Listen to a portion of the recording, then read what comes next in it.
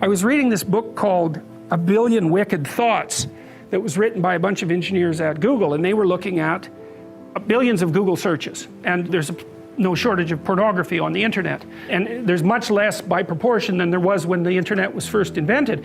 And it's so interesting because it actually turned out that one of the things that drove the development of the internet and the technology was the proclivity of young men to search out sexually provocative images. That was what was at the forefront of the development of the net. It's extraordinarily interesting.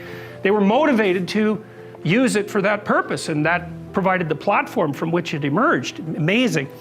Anyways, the Google engineers looked at pornographic search processes and then segregated male searches from female searches, and what they found was that the males searched out images. Surprise, surprise, no one considers that particularly interesting, but the females searched out literary representations of pornography. It was written. I can give you an example of that. If you know about Harlequin romances, they're mass market romances and of a very stereotypical type. The original ones were pretty harmless in terms of no violence and no real sexual content, but that was 40 years ago, and they've differentiated tremendously, and now there's hardcore Harlequin romances, and with particularly garish covers, and then there's the old, more tame, basic sexless and aggressionless romances where everything is implied and not explicit, but the explicit ones exist. So they did a plot analysis of the typical pornographic female fantasy. It's so comical because engineers did this, and social scientists would never do this because they'd be probably too concerned about the ethics of it or some damn thing. But engineers, they'll just plow ahead with no concern whatsoever for such things. And they actually discover things that way. They discovered the basic plot of the female pornographic literary product.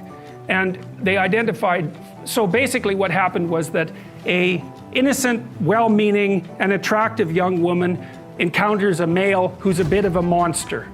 There's 5 types of classic male monster. For all males who want to know, this is what you can become: vampire, werewolf, billionaire, pirate, and surgeon.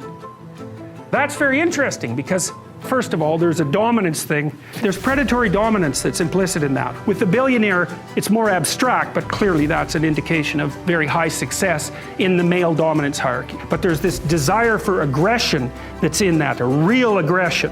And it's not surprising to me at all. It makes perfect sense. The woman encounters this mysterious and aggressive male and tames him.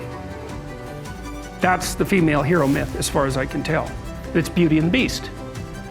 And so it's because there's no fun in taming someone who's already tame.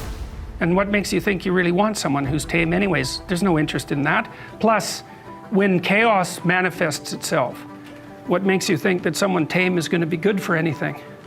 And it's a real question, and so that aggression is absolutely vital, it's absolutely necessary. But because it's dangerous, which of course it is, it has to be civilized. And so what happens is that the archetypal female in these pornographic romances seduces and tames the aggressive male. And that's her encounter with chaos. Of course, females, they're more complicated, and that's exactly how it is, and it's no wonder because their lives are more complicated. Different topic. As a woman, I have fantasies about bad boys. Is this something I need to mature out of or realize in my sex life in different ways?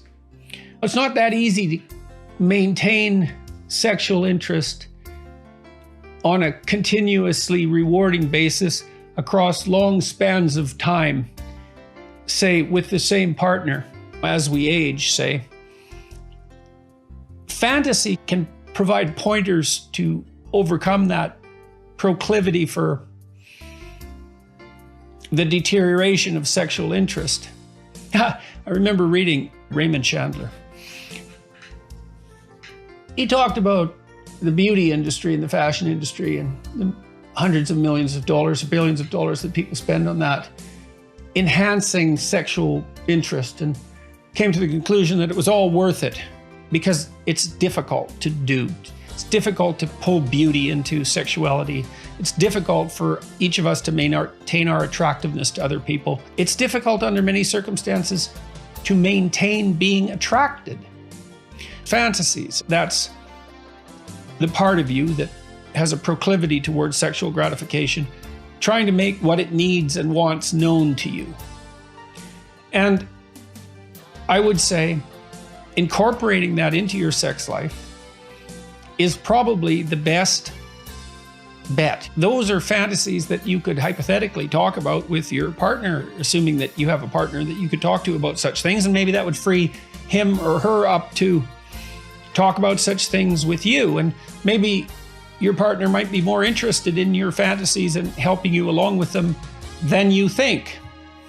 Take your cues from your fantasies. If you have fantasies about something that you need sexually, say, and those aren't satisfied in your life, they're not realized in your life, then when the opportunity to realize them comes up in the form of the possibility of an affair, let's say, or a betrayal, you're much more likely to be tempted in that direction than you would be if you had incorporated that into a broader conception of what your sex life might be.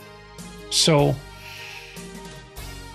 one way of maintaining satisfaction with a monogamous partner is to vary what you do with that partner.